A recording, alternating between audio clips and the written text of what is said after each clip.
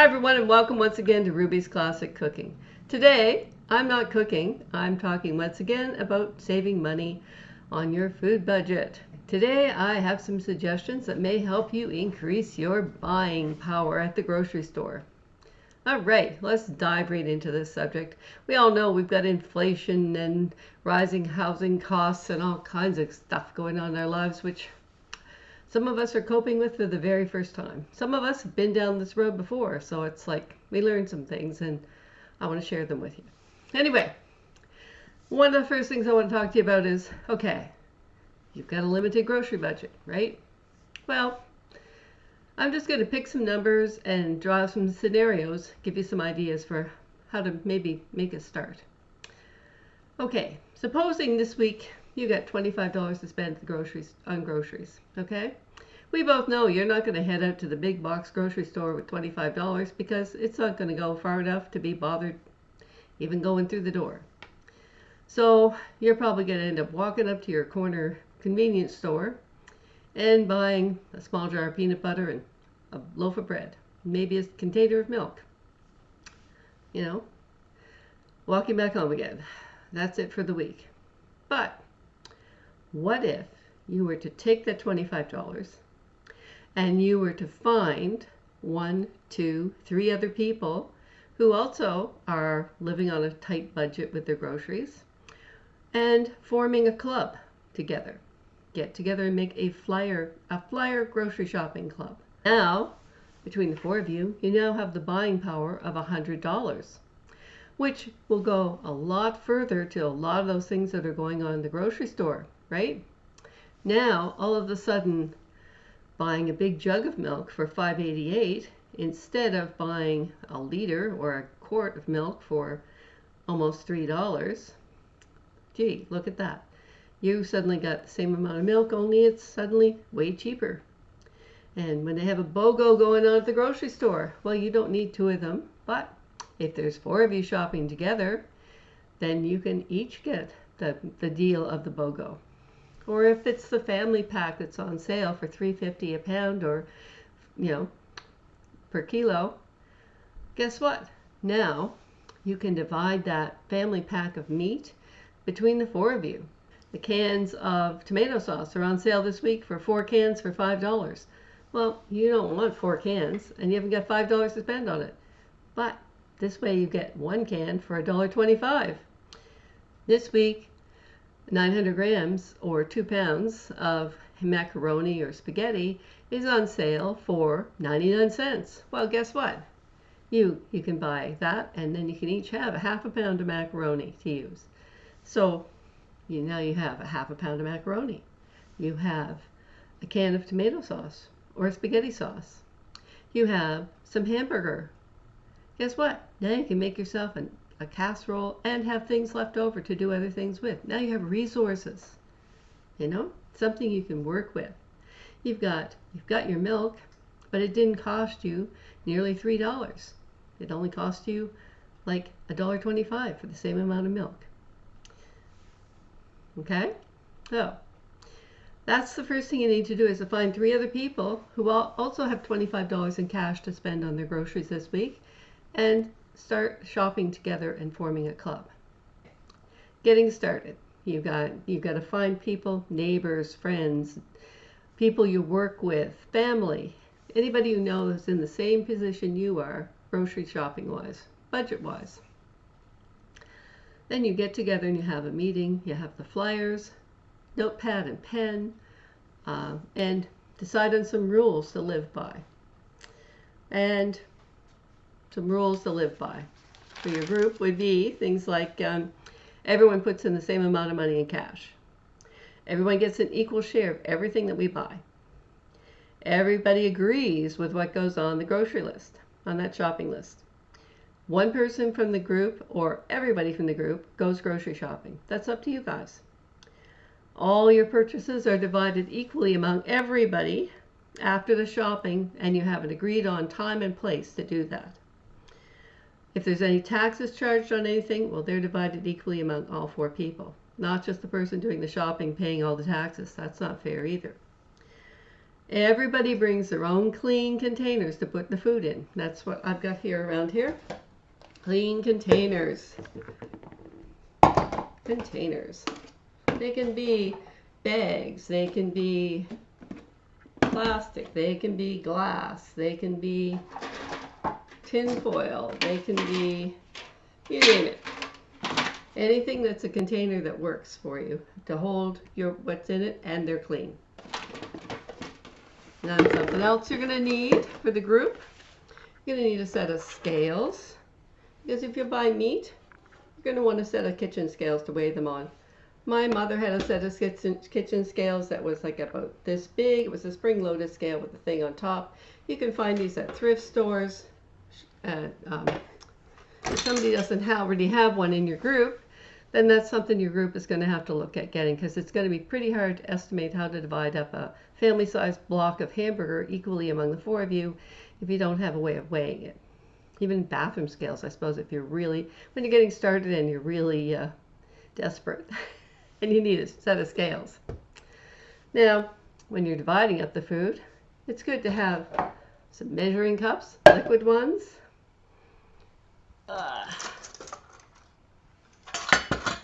Dry ones. If you buy flour, you can divide it up with these. If you're buying milk, you can divide it up with these. Liquids.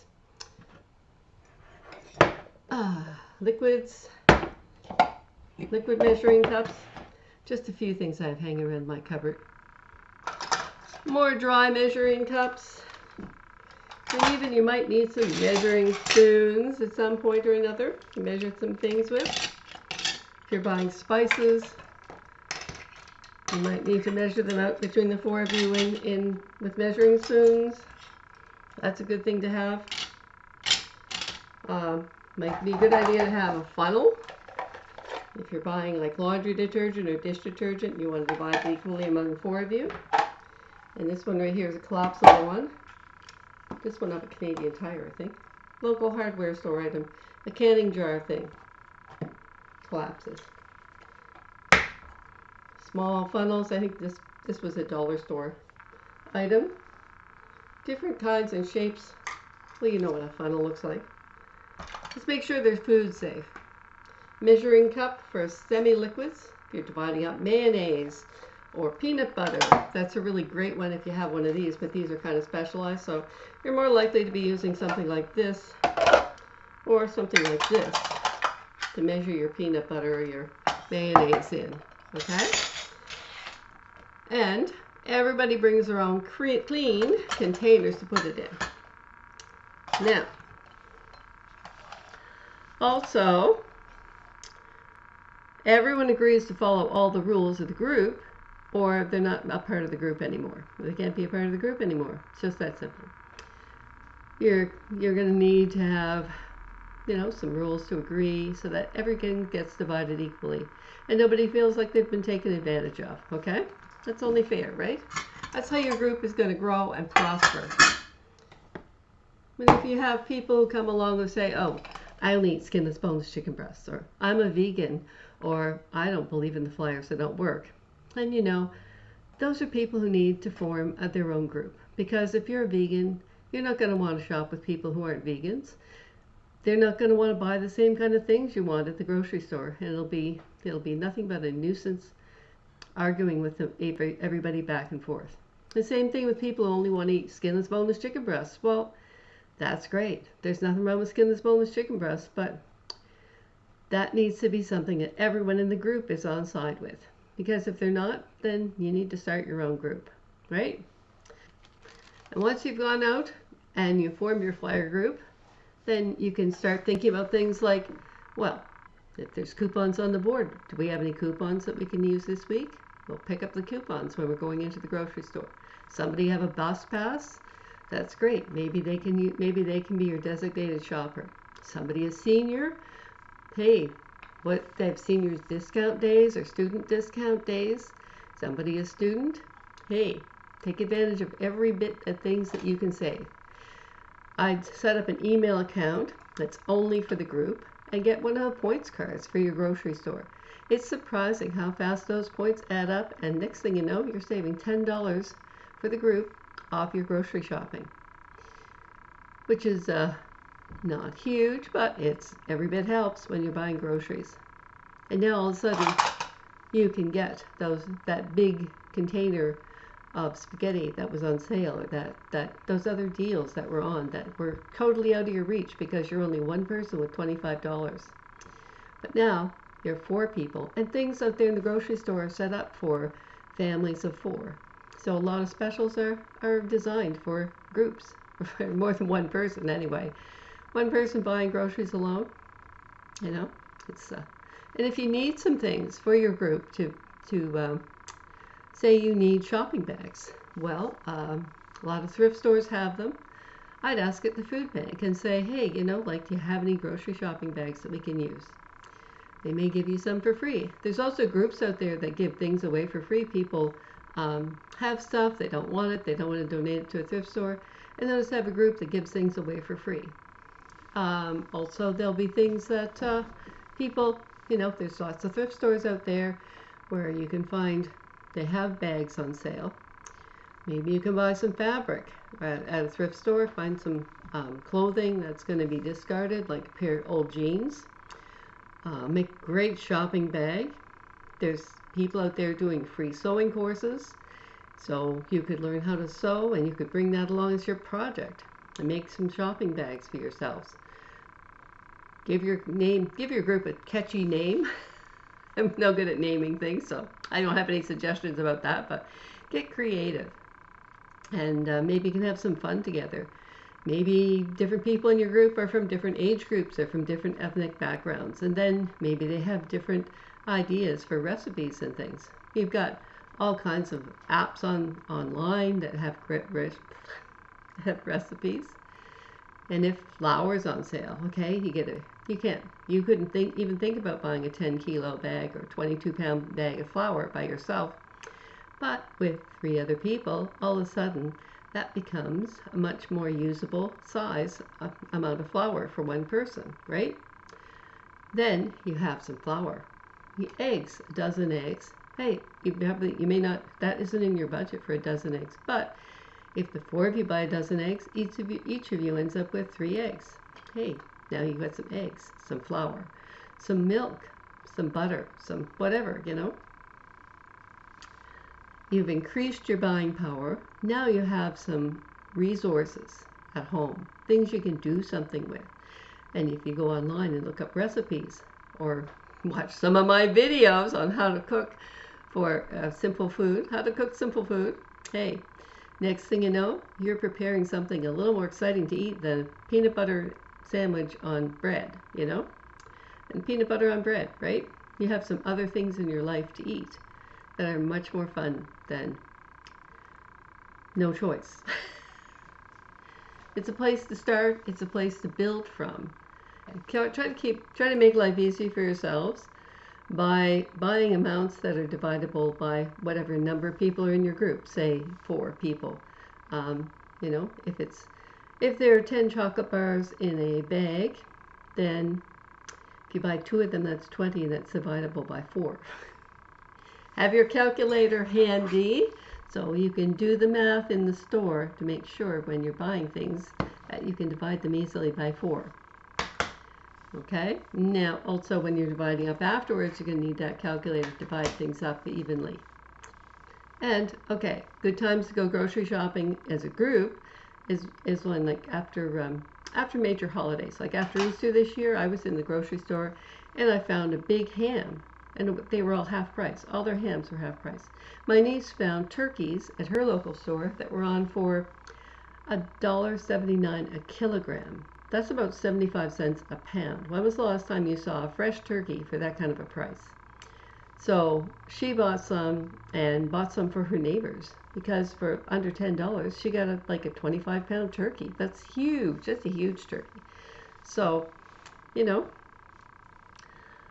and sorry, I'm a Canadian, so I talk back and forth between pounds and kilos, like only Canadians split back and forth like that between the metric and the non-metric system. Sorry about that. It's a thing. You always know we're Canadians because some things we talk in metrics and some things we talk in old standard. in the standard system. The grocery store and find something that's on a super, this store only clearance sale. And you may need to call up the other members of the group if one person is doing all the shopping to say, hey, this is on today. This, like my niece was out shopping, she found poutine cheese curds, which a bag of them, 600-gram bag was $10. 2 kilos was $20. So much better deal to buy the $20 bag. You know, if you can swing it. So, you know, more than double the amount. So if you look at things like that when you're out at the stores, and you can look, if you're in communication, you can check out the clearance box, the clearance area of the grocery store, or if something on the list, you find something that's on clearance, well, you can get some clearance ones. Usually things like yogurt or things like that are close to their expiry date, so it would have to be something that everyone would be okay with eating right away. Anyway, these are just some suggestions, ideas. Use your imagination. Get started, and I'm hoping that maybe this will help you buy a better variety of food at the grocery store and give you some increased buying power at the grocery store, because we all need all the help we can get these days, don't we? Anyway, I hope you enjoyed my video today. I hope you'll like, subscribe, comment, and try some of these tips and tricks at your grocery store in your neighborhood. Bye for now.